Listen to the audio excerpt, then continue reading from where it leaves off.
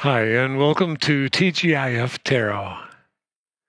By now, you've probably seen the video that I published on July 21st, where I announced that I was creating 52 questions for the next 52 weeks of TGIF. So let's get into the question for today straight away. See you in a minute. Okay, so we're back. The question for today is, I want to enjoy my family, my earnings, and my free time. What about that in the coming months? In other words, what do the cards want to say about that for the coming months? For the sake of time, I shuffled and cut the cards, laid them out, and grabbed. This is the feminine line, and I grabbed an oracle card for each. This is the masculine line with the masculine's oracle card, the feminine's oracle card. Let's start with the feminine. The overall energy is in this deck, it's the Eight of Wands. So that's all about a lot of energy. That might be happening in the world of the pandemic, the quarantine state that we seem to keep going in and out of as things shift and there are less cases and more cases of the virus being contacted by people and it hurting them. So that's a good reason to take care of business in terms of something like the Eight of Wands, which is just gargantuan, filled with energy. But because it's the eight and there's a stability to the eight, that energy can be used in a different way than just blind headlong motion, right? And you can use that to perhaps think of things that you can do with your family and the money that you have, and come up with ideas how to use it. Come up with ideas how to enjoy it. What do the feminine cards have to say? Swords, Eight of Swords. Yeah, the feminine wants to move out. I mean, not move out like move out of the house, but the feminine wants to move, to take action. Tired of being housebound and maybe getting antsy to get out there into the world. So here's the challenge probably, because her willingness, I'm going to use her for the feminine, you know where you stand yourself. I mean, I'm hoping that you've done an evaluation to know where you are in terms of the masculine and feminine. Is it perfectly balanced?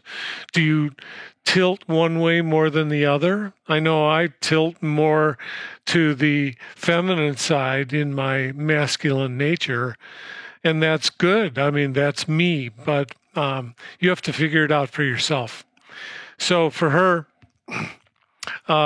she's got the challenge of the Eight of Swords, but in fact, that kind of thing happening, feeling caged with the rest of this kind of benevolent energy. I mean, look at the growing green heart-shaped leaves, and with that kind of energy, blast this into non-existence, but use it as a springboard to get active and to enjoy things of the earth. And it's very interesting to note that this Seven of Pentacles is highly aimed at the creative aspect. Why do I say that?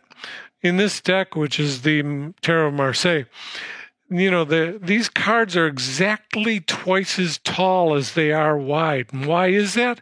Because they're split. The idea is that we're split between earth and heaven, the mundane and the divine, right? So the stability down here that I was mentioning about here is in the earth sense. There's a lot of stability there. But that leads itself to the 3 card of creativity, or the number of creativity, and up in the inspiration mode, up in the where does inspiration come from? Well, certainly more from the divine than from the earth. Although a balance of both with inspiration is obviously the best. But in this case, it might take that creative itch, if you will, because I got the sense that there might be an itch, especially with this kind of motive power, this kind of drive to move forward. So if you who are more of friendly or aligned with the divine feminine, if you're feeling friction about having to sit around, and use that to think of ways to enjoy your family. Be willing to think outside the box, and how to, and if you're going to apply money to it, or if you are of the mindset where you're going, well, I worked hard for this money. What can I do with it? Well, that is even more of an instantaneous avenue to hear, where you get creative, figure out things to do. So that's in terms of the question for today, what I have to say about the divine feminine. Moving to the divine masculine. The Empress. The 2 of Wands, the 10 of Swords. Interesting cross-reference here. Okay, well, the masculine is playing the role in this particular line here. The masculine is playing the role of the hermit advocate, the advocate for the hermit. In this deck, this card is the Hermit card. So the Hermit holds up the lantern, right? And holds it up for the travelers that are coming in from this direction, and they're heading up this direction, because the 8, 7, 6, 5 of the major arcana are here. The 10, 11, 12 are here. They're moving in this direction, right? So you'll notice that on many traditional decks, the Hermit's holding the lantern this way to illuminate the path of getting here. And obviously, a Hermit is known for being a wise character, someone with wisdom. And then, so the divine masculine, I'll use the word he for this line, he's starting out with the Empress. And the Empress is superpower in terms of creativity. She's not the active part of the team of the Empress and the Emperor. She's more active in a passive way. In other words, she creates from that hidden, invisible world and brings out the ideas, right? And then the Emperor puts them into action. But obviously, we got here a force that if you want to enjoy your free time and you want to enjoy your family, you have everything you need in your first card right here. So if you take her as the kingpin, the queen pin, if you will, if you take her and set her on the mountaintop in terms of making the call for all the creativity that she'll apply, obviously You got the first thing you're doing is you're listening, and you're listening to the wisdom of the hermit. Because this is saying that's what you're already prone to do anyway. So listen, and then put it down onto the planet Earth with her. She makes the call on all the activities, though, that you will employ to enjoy your family, to enjoy your earnings. And will there be choices? Well, let's hope so. That keeps life interesting. And there will be. They're not stumbling blocks. They're just like balance points, if you will.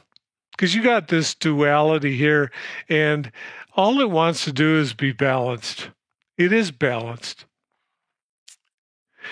Then you might be, if this represents something that you've just completed, a cycle, not one that you're looking at, although that could be that too, but if this represents something that you've just completed, then use that also as a way to spring off into the ideas that come from her.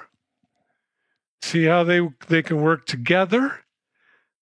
She looks over there and goes, oh yeah, well, I've been there and done that.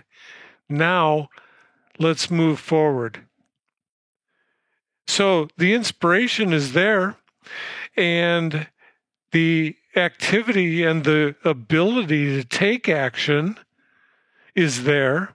That actually is becoming such an important part as people spend longer and longer at home or in this kind of a dulled down life that we're forced to lead through the quarantine and the social distancing and all that, to maintain that energy, that vigor that makes you capable of taking action on the spur of a moment for really fun stuff. Something that makes what can seem like a negative condition into something that is so cool and so fun. I'm going to leave it there. Wish you well. See you next Friday on TGIF Tarot. And by the way, I told you this is a modified binary star layout.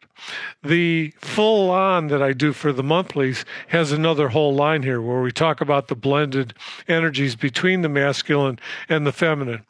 But the way I'm going to leave these is that if you want more particulars about how these cards work with one another to create more power than you have it as an individual, you want to blend it and weave it into, like, well, family. Yeah, that's all about weaving and blending, right?